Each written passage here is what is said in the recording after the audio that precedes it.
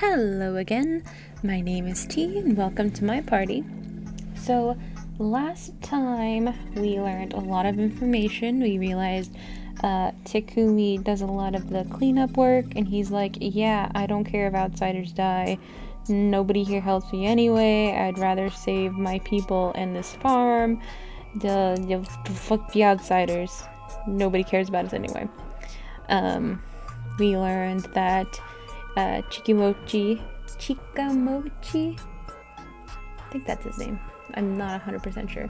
But he's a weirdo. He's friends with old man Weirdo Pants. And yeah, it's a good fun time. We are just chilling in a graveyard, a makeshift graveyard, I think. If we're still at the tree, which actually looking at the background, it doesn't look like we're still at the tree, but we're just chilling in some mist. Like, we could go back to our apartment and like talk, but we are gonna stay out here in the creepy old mist and yeah, let's keep going. What do you think will happen? She asked like she already knew the answer. The spider was told to protect Takumi. The wolves obviously heard that. If they try to go for him, the spider will stop them, right? No idea how, though. Yeah, and with that, they'll lose 1 day's worth of murders. Chiemi seemed to process this as a logic game, too. If I were a wolf, I would ignore Takumi and go for someone else. You think so, too? Who do you think they'll go for? I don't know. I have no idea what the wolves are prioritizing. If they prefer the blood of women and children, they'll probably go for the younger people. Scary. Don't worry. You're not the youngest girl here. I'll kill you. It's fine, you're still the prettiest. I'll forgive you, though that still sounds pretty bad. Who knows what they'll do before killing me? I'm sure there were plenty of things they could conceive. Ew. Apparently, there was another layer to the worst possible scenario. If they're not killing based on their preferences, then they'll kill someone whose death would shake the villagers. That'd be someone influential or a player who's invaluable to the humans. That would be Kanzo or Yasu.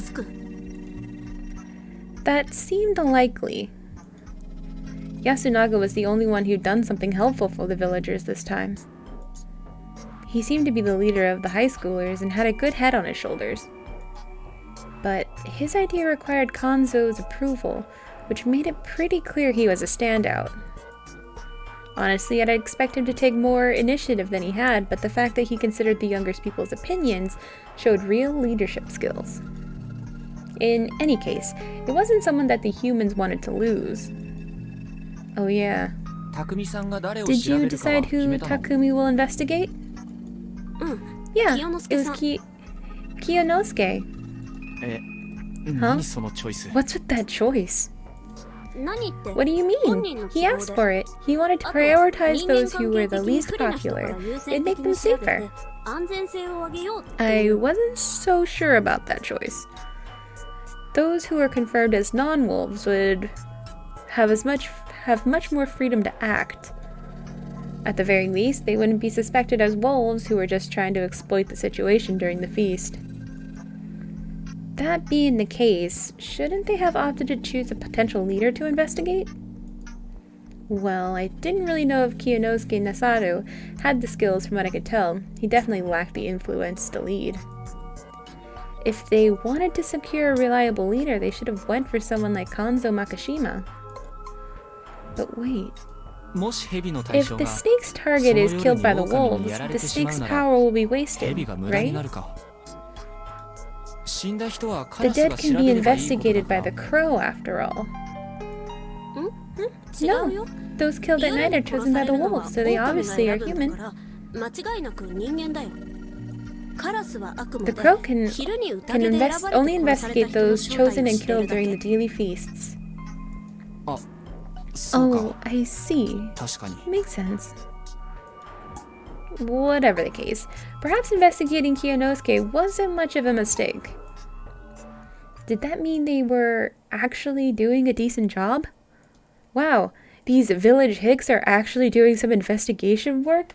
Who would have thought? Well, it'd be pretty bad if Kanzo was the one to go. Chiemi looked gloomy. She and I probably felt that it wasn't a complete blunder, but still had a bad feeling about it.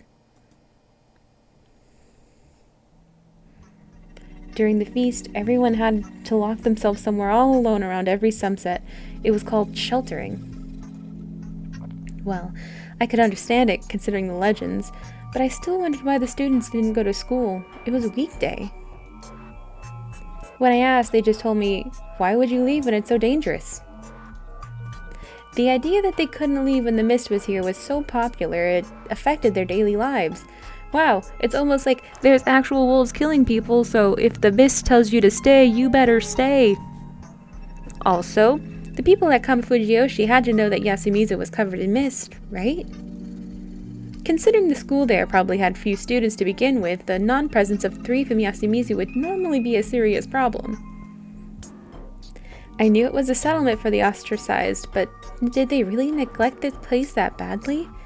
Considering there's only, 10 residents, and one guy is the farmer, or I guess there's 2 farmers, but, there's not much of a population here. I'm pretty sure they don't give a damn. Looking at it from that angle, it was safe to assume that the local villages, Kamafujiyoshi included, actually concealed the feast of the Yomi Purge. Yeah, they don't want that wolf shit there. I thought about that and similar things in the room 203 of the student dorm, the place I was given. Chiemi had given me some cup ramen and hot water. We chatted for a moment about being neighbors for a while, and then she returned to her room. Weird we can be so casual about this, considering there was a chance we couldn't meet again tomorrow. After dinner, I took a bath. The gas boiler was pretty damn old, so learning how to use it took a while. There was some working electrical outlets too, so I could charge my phone. I didn't have a wristwatch, so that was important. By the way, my room didn't have a kitchen. I was pretty sure the other rooms didn't either. From what I could tell, no one here actually cooked or ate at their own homes. They all relied on the dining hall to provide their meals. This settlement had not only a unique culture, but a way of life as well. I couldn't help but wonder how something like this began and survived into the modern era. It was an interesting subject to research, but for now I had to worry about the fact that my life was in danger. Wow, it's almost like people aren't privileged. Even in the places you lived, there are people out there without running water. And, daily conveniences. He's such a sheltered kid. I'm like, really? You can't fathom that this is in your own country? Anyway, what were my options now? I wasn't part of the feast, but walking around at night was probably dangerous regardless.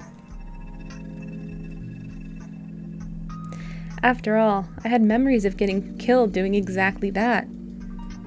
From a logical standpoint, that was probably just a dream, but it had a quality to it that made it hard to believe it was. I had to be careful until I was certain. Then again, I had a record of surviving just by not making any noise at night. Maybe I should have stayed awake and looked around? Also, Takumi had said they were gonna have someone keep watch at night, didn't he? Was he gonna do it by himself? Considering the snake's importance, he shouldn't do something so dangerous. Shit, they barely decided anything in the feast. I wasn't getting enough info either. I felt like I barely knew the basics. Talking during the feast meant giving the info to the wolves, but if the humans kept too many things hidden, the wolves would end up knowing way more than them, and that was just dangerous. Still, there was a limit to what I could do in my situation. If I kept being the messenger I was today, I could create a huge imbalance of info myself. Not to mention, I could be deemed suspicious and lose the residents' trust. Shit, what was I supposed to do here? Was it best for me to just stay quiet and wait for the feast to end? That wasn't like me at all. There was a mail slot on the door. I opened it up and looked outside. Everything was still covered in mist, so I couldn't see much. I could only see the handrail and the branches going in the hallway. But maybe I could see some intruder if I kept staring. Not likely. After all, this was the room at the end of the second floor. Haru's and Chiemi's room were closer to the stairs, so I couldn't see anyone going to attack them. The only time I could see the monster come was when he would be coming for me. Maybe keeping watch like this was the most important thing if I wanted to stay alive, but I found it hard to put my own life on the priority list. Selfish ass. Your friends are in danger. For some reason, I felt like if I died, I'd just go back to the starting point. Yeah, better not think that. Anyway, I had to stay awake. I still had many things to worry and think about.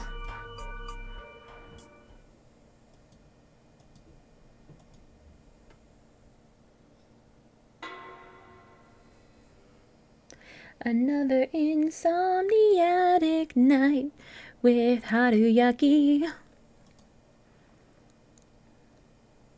What? As I woke up and tried to move, my head rubbed against something tough, and then I smacked into the doorknob. I writhed in pain. What was going on? Did I fall asleep against the door? Was I more tired than I thought? I was glad I didn't die and all, but this was a failure in my eyes.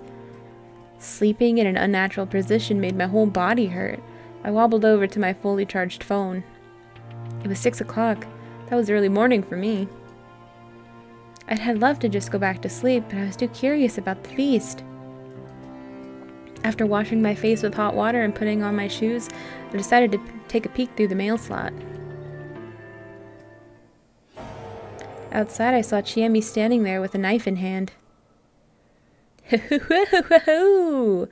Hey girl, what you doing? I reflexively stepped back, tripped and fell on my ass. What the hell was that? There was a woman standing before my room with a weapon. I'd only caught a glimpse, but it was enough to conclude that I was dealing with a scene straight out of a horror movie. What could have prompted this? Did she suspect I was a wolf? Or was she a wolf herself? She knocked on the door, making me squeal a bit. Haruyaki, are you awake? Would she kill me if I replied? Wake up! I need a hand checking on everyone. By the way, I'm armed, but it's just for self-defense. Say that sooner, damn it! Oh, so you're awake. Don't worry, I just put the weapon away. I hesitantly peeked through the mail slot and saw her hopping around, showing me her empty hands.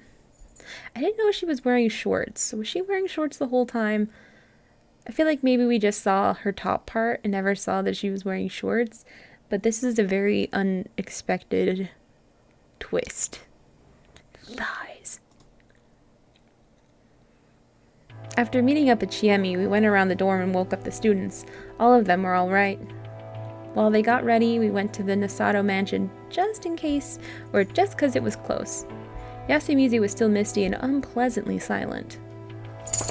I walked around carefully just like yesterday morning. I couldn't write off the possibility that a werewolf would jump out of the mist and tear me apart. Yes, Yuki? I couldn't write off the possibility that there was a werewolf that would jump out of the mist and tear me apart It'd be over for me. I was walking ahead, dragging Chiemi by the hand, careful about where I was going. If something happened and I got eaten or something, Chiemi would either fight off or run away. Oh, could either fight back or run away. Is someone there? Oh, Nosato, it's Fusashi and Chiemi. Where? Oh, there. We peered through the mansion... I can't read a gosh dang thing tonight. We peered through the mist, and a gloomy frown appeared. Hey there! Looks like the mansion was safe. Of course! It's old but well protected. Not even monsters could make it in, surely. I see. Then can we take shelter? Oh, I see. Then can we all take shelter inside? Why should I let you? This is a Yasumizu problem, not mine. I see. Good point. Then we'll just get moving and solve the problem, I guess. Oh, wait! It's dangerous! We need to be in groups! Really, I was beginning to think this guy was best described as all bark, no bite. Though pridefully in vain, he wasn't as smart as he claimed to be, as shown by his inability to take charge of the feast. Also, his fussy attitude was probably just making up for his fear. It was entirely possible that he was just putting on air that was the mystery of Yasumizu, or rather Fujiyoshi was actually scaring him. Anyway, we went downhill and met up with the students. Even a familiar road can be scary. Yeah, the mists are sure weird. I can get naked and no one will get mad! Stop that, you fool! Haru Makishima was acting weird. Mochi was definitely expecting a retort from her. She didn't say anything, and her face was so pale you could tell through the mists. Hanging her head, she was slightly shaking. Everyone else could see it too, but no one was close enough to, or no one chose to address it. Questions would quickly become suspicions after all. Perhaps she was a wolf and did something horrific last night? As we all went through similar things, she suddenly collapsed to the ground. Are you alright? Don't touch me! Her hoarse scream shocked everyone. Haru? Haru, I just... Sorry, but right now Yeah, I can understand if you're on edge.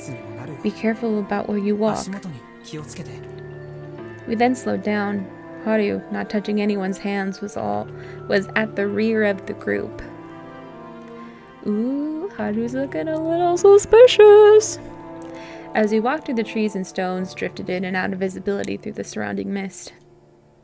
Our vision was so limited it felt like the world around us was changing with every step we took.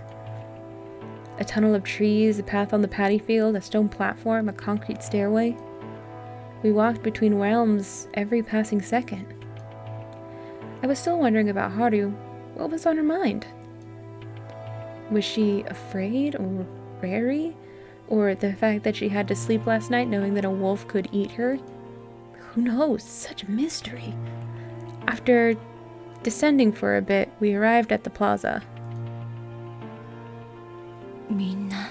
I see. All of you are all right. We met 2 more people in front of the dining hall. We know who these people are. Just seems silly that that's the wording they used. Are the elders sleeping in? Ba's still getting dressed. She's not feeling too great right now. Let's check on those who aren't here yet. Come with me, Kyo. Why are you ordering me? Because we might need some manpower. Fusashi, you come too. This was the first time he ordered me to do something, but it wasn't a situation where I could be happy about him relying on me. Yes, of course. He probably had a bad feeling. Namely, that he wouldn't be able to rely on a certain someone ever again. As I passed by Kaori, I heard her whisper, Yasunaga, can you help? With what, Mom? Finding Yoshitsugu. He's missing. Everyone probably had a bad feeling about this. The 3 of us guys checked the houses. Yasunaga, Chiemi, and Mochi walked around the settlement. We'd agreed to split up and start searching, This misty village was silent. I couldn't hear anyone chatting. I'd seen these buildings from the outside, but it was my first time actually walking in. The shabby buildings built using blackened planks were more or less buried in vegetation. Some were on the verge of collapse. The way their frames jutted from the mist reminded me of the carcasses of giant beasts. I walked on the line between the grass, a footpath, surely. I often heard something small jump in and out of the grass. It was probably just some bugs or frogs, but it still made me flinch. Rikaku lives here, right? Oh, Rikaku lives here, right? Yeah, in that house. Shit, why must she live in a place like this? If you don't know, there's no way we would guess. I guess it's the Migurama's orders. To my knowledge, she moved to Yasumizu on her own accord. There's no need for her to be here in the first place. Maybe she knew the mist was coming and came to cast a spell or something to keep it away. That sure didn't work, though. Takumi Muro, I don't mind you being disrespectful of me, but you should choose your words when talking about her. She's a legitimate Kamifujioshi family head. Like I care. This is Yasumizu. She said it herself, didn't she? In the feast, we're all served on the same platter. Rikaku-san, Rikaku-san, are you alright? Apparently Takumi didn't like the Umatsu family or the four head families in general. I mean, they did banish him here. Now that I thought about it though, wasn't she as disliked as Kiyonosuke? The villagers in general weren't fairly fond of Rikaku Umatsu. It seemed like a pretty obvious outcome though. Yasumizu was the settlement for the ostracized. It was impossible for a member of one of the head families who openly spurned them to form a good relationship with the locals. Rikaku emerged before too long. She was wearing her usual strange getup, and she didn't seem any different from how she had looked yesterday. Meiko. I need to check on Meiko. We moved on to the next house. It felt like Rikaku was urging me, so I woke the girl up. Meiko-chan. Meiko! It's morning! Well, I couldn't imagine Rikaku raising her voice like the other two probably. I couldn't imagine Rikaku raising her voice, while the other two probably didn't feel like they had to get involved with the girl. After a few calls, she finally came out, still half asleep. Ah! Meiko, I'm glad you're alright. Kyo, take them all to the dining hall. Come with me, Rikaku. Watch your step. Yes, She was apparently trying to get my attention, so I turned around and said, yes? I'm sorry. Her sudden apology left me completely confused. She then departed alongside the other two, leaving me alone with Takumi. Are you sure we should be going on without Kiyonosuke? He'd probably be useless anyway. I only brought him along in case it was the Umatsu's mock princess, or priestess, that died. But now I know who got killed. It could still be the old wolf guy, right? Shut up! If old man Kanzo was around, he would have woken up earlier than anyone and searched the length of Yasumizu 3 times by now. Sorry. His house is over here. I followed him in silence. I couldn't think of anything to say. The fact the door was unlocked made it clear something wasn't right. The moment I opened it, my nostrils were assaulted by a smell I'd experienced just yesterday. The reek of a fresh corpse. Damn it! Damn it! Damn it! Unlike Takumi, who was looking away and cursing, I did my best to burn the scene I witnessed into my memory. I felt like to avert my eyes would be disrespectful, so I chided myself for wanting to look away. The body was much more intact than Mamiya-sen and Hashimoto's. That made it much easier to become painfully aware of the fact that this was a human, an intelligent life form who was with us yesterday, just like it was no big deal. There was one problem, though. The part of the body that used to be the head was completely destroyed. There was no part of the head left untouched. It was that thorough. It was obviously the result of a relentless, heavy, blunt attacks. Everything above the neck was just a strange, flat mess of shattered skulls, fragments, and white and red organic matter. Compared to it, everything else was largely unharmed. The old-looking clothing and the unexpected robust chest for someone his age were all the proof needed to know that it was the body of Kanzo Makishima. 片付けるんですか? We'll clean it up. 当たり前だろ。 What else? 少しだけ Please 時間 wait a をくだ bit. さい。どうする気だ。 What are you gonna do? できる限りの Find こ out とを as 調べま much as す。 I can. Since we had no idea when we could get out of here, protecting the scene of the crime was for an official investigation meant we had to leave his body rot here, and we just couldn't do that. And considering the horrible state it was in, the villagers probably wanted to take care of it in their own way as soon as possible. Not much I could do to stop that. Thus, I did my duty as someone without much obligations. This corpse was completely unlike the ones from yesterday. While those two were destroyed completely, the damage on this one was focused on the head. The weapon clearly wasn't sharp. They used something blunt. The skin on his face was torn, but not sliced apart. The skull was shattered. This was caused by repeated blunt attacks on the head.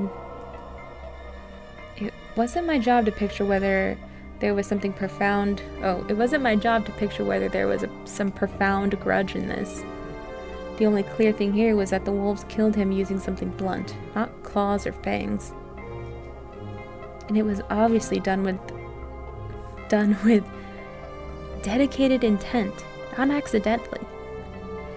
At the very least, the entity that made this corpse wasn't the same as the one made from yesterday.